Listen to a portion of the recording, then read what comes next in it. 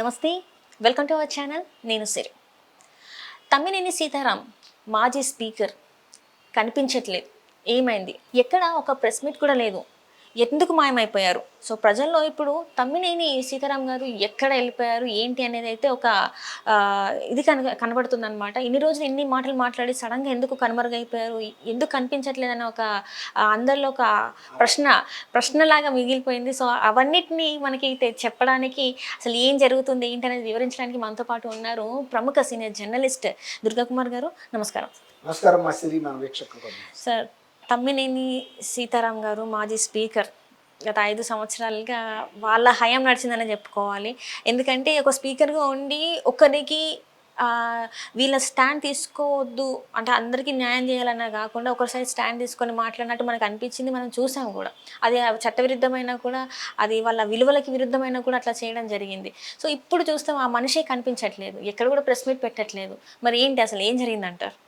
ఇప్పుడు జగన్మోహన్ రెడ్డి గారి ప్రభుత్వం ఎంత వివాదాస్పదమో దానికి తగ్గ వ్యక్తే స్పీకర్గా ఉండి కూడా ఒక రాజ్యాంగ పదవిలో తమ్మినేని సీతారాం గారు కూడా ఈక్వల్గా వివాదాస్పదమైన వ్యాఖ్యలు చేస్తూ తన ఉనికిని సాటుకుంటూ వచ్చేవాడు. ఆయన నేను స్పీకర్గా ఉన్నాను, ఈ మాట మాట్లాడచ్చా మాట్లాడకూడదా అనే విచక్షణ కూడా ఆయనకు ఉండేది కాదు. గతంలో ఆయన చాలా విచక్షణతో మాట్లాడిన వ్యక్తి. అంతకుముందు తెలుగుదేశంలో కూడా ఆయన చాలా కాలం సుదీర్ఘకాలం ఉన్నాడు, మంత్రిగా పనిచేశాడు. అది మరి ఆయన స్పీకర్ అయిన తర్వాత కూడా ఇంకా పరిపక్వతతో వ్యవహరించి ఉండాల్సింది.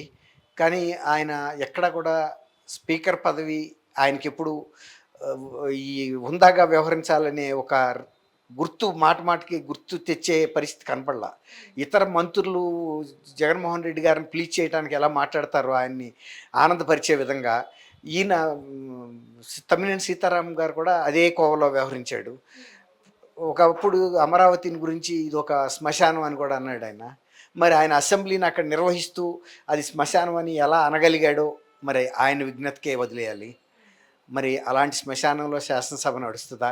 దానికి ఒక స్పీకర్ ఉంటాడా? ఎవరన్నా దెయ్యాలో భూతాలు నడిపేవి అయితే ఈ స్పీకర్ ఉండటం ఎందుకు? ఇవన్నీ కూడా ప్రజలు కూడా హర్షించాల. ఆయన కొన్ని శ్రీకాకుళం జిల్లాలో కొన్ని వివాదాస్పదమైన రాజకీయ విషయాలు కూడా ఆయన మాట్లాడిన సందర్భాలు చూసాము. మరి ఎన్నికల ముందు కూడా చాలా అవాకులు చవాకులు పేలాడు. మళ్ళీ ఎన్నికలు అవ్వగానే అసలు మీరు అన్నట్టు ఆయన ఉన్నాడా లేడా, ఆ వైఎస్ఆర్సీపీలో కొనసాగుతున్నాడా లేదా, రాజకీయాలకి ఏమన్నా ఉద్వాసన చెప్పాడా, లేకపోతే ఇక ఇంత రాజకీయంగా స్పీకర్గా పనిచేసి ఓటమి పాలయ్యాను, తర్వాత అనేక సవాళ్ళు కూడా వీళ్ళ మీద ఇసిరాడు, అందుకు సిగ్గుపడి ఇక ఆయన రాజకీయాలకి దూరంగా ఇంటికే పరిమితం అవుతున్నాడా అనేది మనకి తెలీదు. అంటే విదేశాలకైతే వెళ్ళిపోయి ఉంటాడని నేను అనుకోను.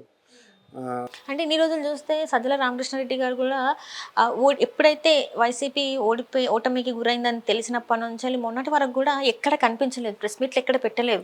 కానీ తాజాగా నిన్న చూస్తే ఒక ప్రెస్ మీట్ పెట్టి మనం పార్టీని బలోపేతం చేయడానికి అందరం కలిసి పని చేయాలి అది ఇది అని చెప్పేసి జగన్మోహన్ రెడ్డి గారి అసలు యాక్చువల్గా అయితే జగన్మోహన్ రెడ్డి గారు మాట్లాడాలి, కానీ అక్కడ సజ్జల రామకృష్ణారెడ్డి గారు మాట్లాడాడు.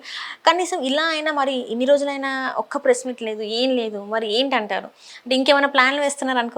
మరి ఇప్పుడు జగన్మోహన్ రెడ్డి గారు గతంలో ఆయన ముఖ్యమంత్రిగా ఓడిపోక ముందు కూడా సజ్జల రామకృష్ణారెడ్డి ఎక్కువ మాట్లాడాడు కదా.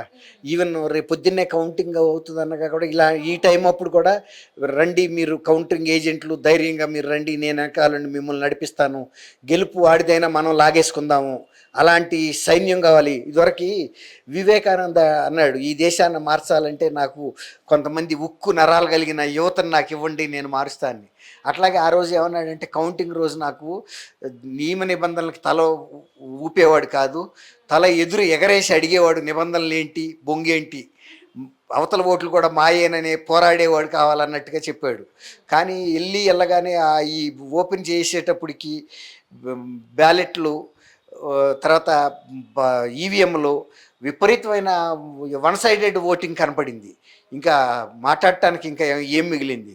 అప్పటి నుంచి అసలు సజ్జల రామకృష్ణారెడ్డి గారు ఏమయ్యాడో కూడా ఎవరికి తెలీదు, అసలు ఎక్కడ కనపడలేదు, వినపడలేదు. మళ్ళీ ఒకటేంటంటే తెలుగుదేశం వాళ్ళు ఒకటి చెప్పారు, మేము ఎవరి మీద భౌతిక దాడులకు దిగము, ప్రతిపక్షం మేము గెలిచినా వైఎస్ఆర్సీపీ ఇన్ని అరాచకాలు చేసి ఓడిపోయి ఇప్పుడు ప్రతిపక్షంగా ఉన్నా కూడా మేము వాళ్ళని భౌతిక దాడులు దిగము, చట్ట ప్రకారమే చర్యలు తీసుకుంటాం అనేటప్పుడు ధైర్యం వచ్చింది. కలుగుల్లో దూరిన ఎలుకలన్నీ ఇప్పుడు బయటకు వస్తున్నాయి. భయపడ్డారు ముందు.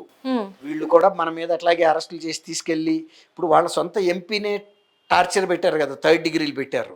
కాబట్టి మనం ఇంత అవాకులు చవాకులు పేలి ఇష్టం వచ్చినట్టు మాట్లాడి ప్రతిపక్షాలని అనవసరంగా అరెస్ట్ చేసి దాడులు చేసి ప్రతిపక్షాలని చంపాము, గాయపరిచాము, ఇళ్ళు తగలబెట్టాము, ఇవన్నీ కూడా గుర్తొచ్చి వాళ్ళు అసలు ముందు అండర్ గ్రౌండ్లోకి వెళ్ళిపోయారు.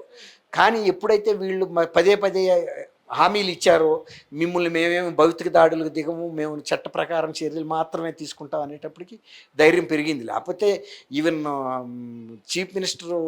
మాజీ చీఫ్ మినిస్టర్ జగన్మోహన్ రెడ్డి కూడా ముందు బయటికి రాలా.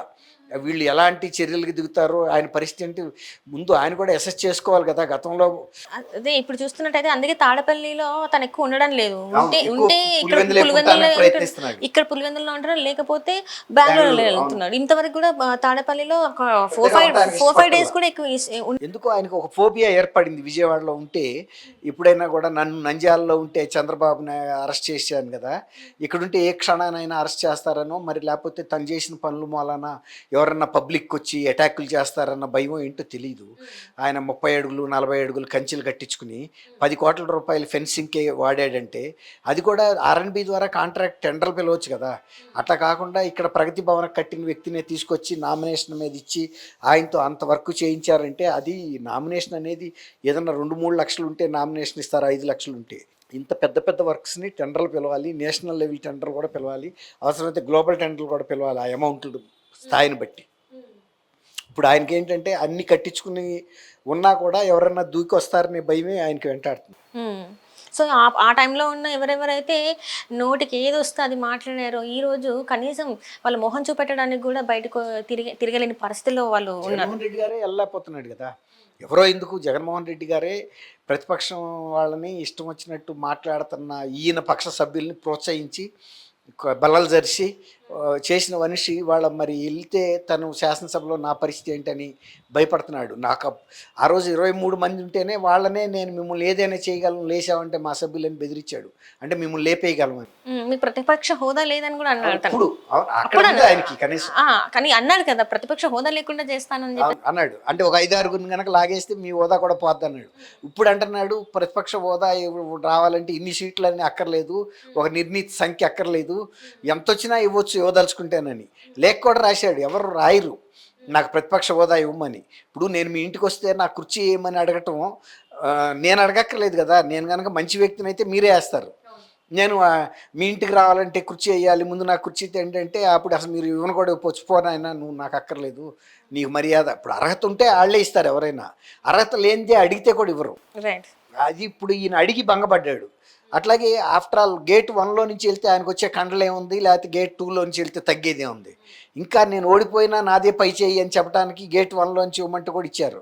అవుట్ ఆఫ్ టర్న్ నేను ప్రమాణ స్వీకారం చేస్తాను, నన్ను అందరికన్నా ముందు చేయించమంటే కూడా చేయించారు. చేయించిన తర్వాత కూడా నన్ను అవమానపరిచారని మళ్ళీ లేఖ రాశాడు. ఇప్పుడు దాని మూలన అవతల వ్యవస్థలకు కూడా నీ మీద నమ్మకం ఉండదు, నువ్వు చిల్లరగా వ్యవహరిస్తావు. వాళ్ళు గౌరవం ఇచ్చినప్పుడు థ్యాంక్స్ చెప్పాడు, అక్కడ నాకు ఇచ్చారు అన్న గౌరవం. అసలు అక్కడ నిలబట్టడానికే ఆయన ఇష్టపడటం లేదు. ఇప్పుడు మీరు అన్నట్టు ఎక్కడికన్నా బయటకు వెళ్ళిపోవాలని ఎక్కువ చూస్తున్నాడు. ఈ విధమైన ఇప్పుడు సీతారాం గారు అంటే మనం ఏమనగలుగుతాం. సీతారాం కూడా బాగా శ్రీకాకుళం జిల్లాలో అధికార దుర్వినియోగానికి ఇట్లాంటి అవాకులు చవాకులు పేలటంలో ఉన్నాడు. ఇక బహుశా నేను అనుకోవటం ఆయన రాజకీయ జీవితానికి కూడా స్వస్తి చెప్పాలనుకుంటాం వల్లనే ఇక బయటకు కూడా ఆయన రాదలుచుకోలేదు అనుకుంటున్నా. ఇక ఒక ఫైన్ మార్నింగ్ నేను పార్టీ కూడా మారుతున్నాను, రాజకీయాల నుంచి విరామం తీసుకుంటున్నా అని చెప్పినా ఆశ్చర్యం లేదు. ఆయన అయిపోయింది స్టీమ్ అంతా, కాబట్టి ఇక ఆయన గురించి పెద్ద ఆలోచించేది. Thank you so much. Thank you అమ్మ సిరి, మన వీక్షకులు.